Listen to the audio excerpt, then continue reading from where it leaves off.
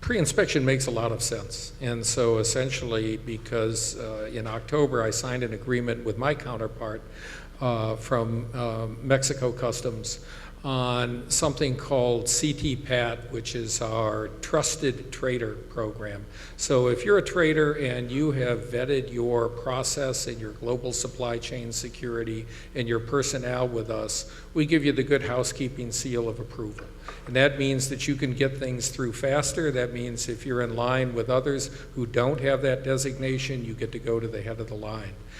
Mexico also has a similar program called NEC that we have agreed that we would exchange and trust each other's evaluations of different companies. And Mexico is in the process of evaluating, I think, over 60 companies. That means that these companies have also gone through the extra time and the extra trouble. Therefore, they're going to receive the extra benefit. And it's very similar to what we're doing, and Mexico has expressed some interest in also pre-clearance, which is, you know, now if you fly from Abu Dhabi into the United States, you have cleared customs in Abu Dhabi. If you fly from Canada or Shannon or Bermuda, you've cleared customs in those countries. Abu Dhabi pays 85% of the salary and benefits of our customs personnel in that country. So, you know, from a security standpoint, from a labor intensity standpoint, these kinds of things, pre-inspection and pre-clearance make a lot of sense. The last thing I'll mention is that throughout the United States, the World Customs Organization, 170 members now as of just a couple months ago, the World Customs Organization attempts to harmonize what trade wants, which is consistency in the rules and regulations. So whether you're going from Bulgaria, whether you're going here in the United States, what are the rules that apply? And so recently, the United States has not had for well over 10 years any voice in that organization at any level, even though we fund a lot of that organization. But it's elected positions. And so Ana Hinojosa, who is in the audience here and is our Deputy Assistant Commissioner, was just elected overwhelmingly by, I think, well over 90 countries, and there were about 160 in attendance, to take one of the 5 elected leadership positions in Brussels. That means that these kinds of programs that we're doing with Mexico not only are going to be highlighted here between the United States and Mexico, thanks to Ana's election and a voice from the United States, they'll be highlighted throughout the world. Thank you very much. And do we have any update on where should we expect Santa Teresa San Jeronimo project? I would love for Santa Teresa and San Jeronimo to become the pilot program for the processing, pre-processing of those trusted companies, having the trucks sealed. They are trusted and can go through that fast lane, get through San Jeronimo into Santa Teresa and on to the rest of the United States and Northern America. It saves a lot of time, especially at the customs port of entry. We want that. We are inviting that. Our port of entry that we just cut the ribbon recently, about a month and a half ago, I mean, it is state of the art. It allows us, you don't have to have your custom officers going underneath these big cargo trucks and on the ground. And, I mean, it is state of the art. And again, the biggest thing was we saw the investment in the infrastructure on both sides of the border. To have it on the United States side and not on the Mexican side, or on the Mexican side and not on the United States side, it's going to clog things up. And Cesar Duarte, which is a state that mostly is the border that borders New Mexico, has been completely committed to that infrastructure, from rail to roads to international investments. We, on our side, Santa Teresa was a small, sleepy little town that didn't have enough water, couldn't put out a fire in an industrial park if their life depended on it, didn't have water pressure, did not have a water or wastewater treatment facility that could take on those additional businesses. So it was the job of the state, through our capital outlay funding, and complete projects that were $2.5 million, we put in $2.5 million. We didn't give it $100,000 and say, good luck with the rest of the money. We put in the full amount for there to be the growth that we're seeing. We have to look 10 years down the road and say, Where do we intend to be in 10 years? And can we build that infrastructure for those 10 years? We've built roads with our capital outlay because it's been unpredictable on where we're going to get that road money, how we're going to get that road money, and if that road money is coming from the federal government for highways and freeways, is it being considered the growth that is taking place in each individual state? And when you have continuing resolutions, it's difficult for us to plan. So we started to take capital outlay dollars because it's so important that Santa Teresa and San Jeronimo are successful. We are now putting that on our roads in Santa Teresa to make sure that there are those routes that can be taken to save time, get them moving quickly, and off onto Union Pacific to go over to the rest of the world. And we also have BNSF in New Mexico. So I really think there's a lack of understanding what happens in these border states on both sides of the border from some folks that live very far away up in DC and simply visit us.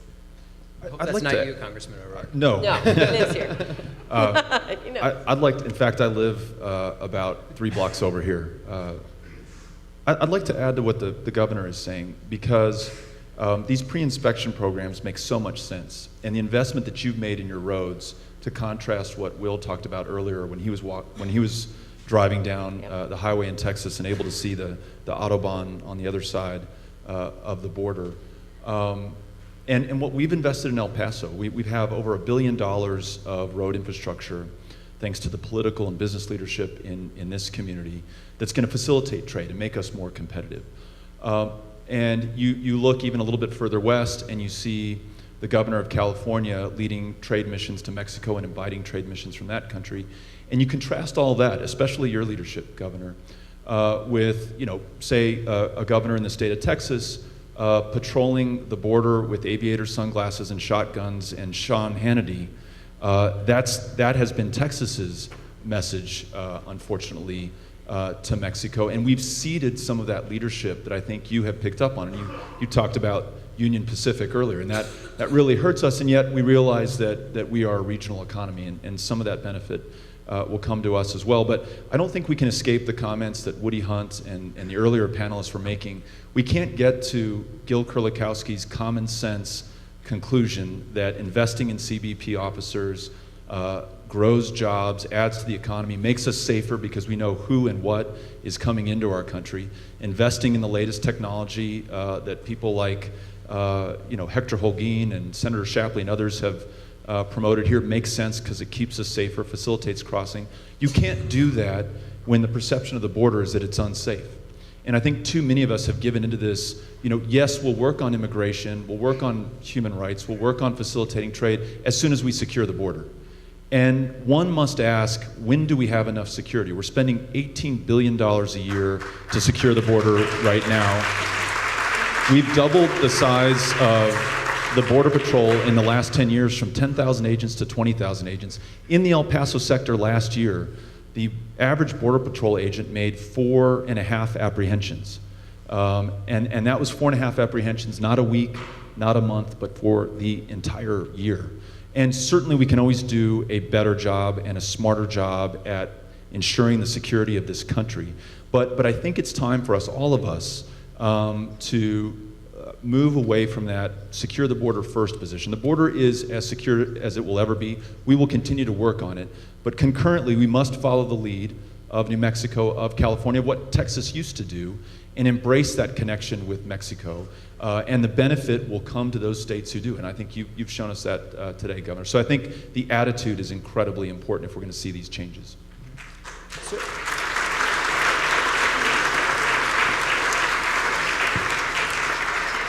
So now the million-dollar question. The panel is titled, what does the ideal U.S.-Mexico border look like?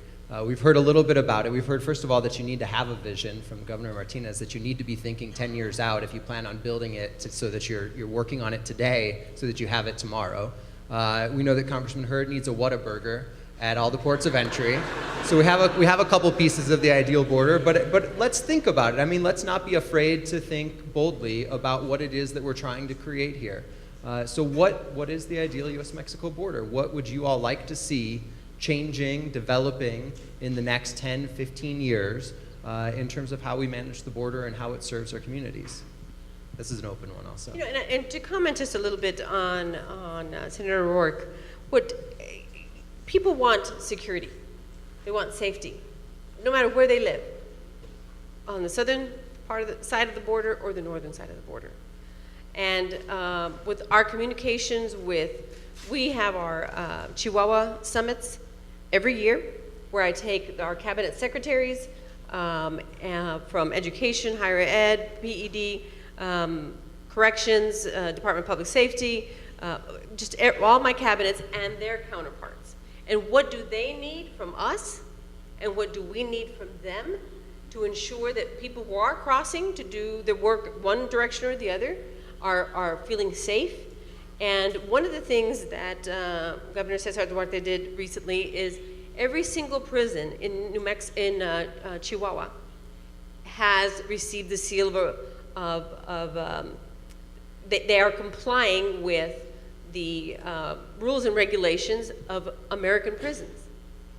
They are making sure that the prisons in Chihuahua, Mexico, have that certification as they do in America, because they're taking it seriously that people can go back and forth in a very safe way, whether it's to work, shop, whether it's to create a business in one way or the other, or to transport goods. I also think the infrastructure we cannot be reacting to crises. We have to be looking at where are we in 10 years, and in 2 years, where are we in 15 years? Because that infrastructure has to continue. And the only way we can do it is working with the federal, state, and local individuals. But the local individuals often are left out. The sheriffs whose boots are on the ground and are responding to calls that are out into the desert, and there are calls that are being ambushed by people who want to cause them harm. The problem is the border is not just about the security between, whether it be the Mexican people crossing the border into the United States, and it's just Mexican people. It is a border where people from all over the world cross that border. So it's not about just people from Mexico that come through, it's from all over the world. It's where it is the weakest, it is where the civ is, it is where that kind of thing can take place. And so it is not a Mexican-American issue, it is a security of a border that allows for the good people who want to come and contribute either direction, and be able to cross freely along with the commerce that comes with their businesses, where they're hiring people from their country and other people from their country. We are a country that hire people from all over the world, and we want to continue to do so. We embrace immigrants. We embrace our immigrants that work here. We want them to stay here, be here. But we have to make sure that, you're right, you can't put one in front of the other. But simultaneously, security and being able to have that relationship of a healthy economy, both can be accomplished. I just don't see that there has been a complete commitment to ensure that the two can happen from Washington. And let me extract one other thing from what you just said, which is that we also need to have those types of relationships in terms of cooperation between the United States and Mexico in order to get there, right? I mean, you talked about what you and Governor Duarte have done. It just strikes me that that level of engagement has to be one of the other pieces of the puzzle that we put in there when we say, how do we get to this ideal point? And actually, the fact that, you know, for the first time in recent memory at least, there were more non-Mexicans than Mexicans apprehended as unauthorized entries at the U.S.-Mexico border this past year, changes the dynamic between in the conversation between the United States and Mexico on cooperation there. There's a new opportunity, I think, to engage Mexico as a partner in making sure that we have a system of borders that ensures secure, legal entry for those who need it, right? You're absolutely right.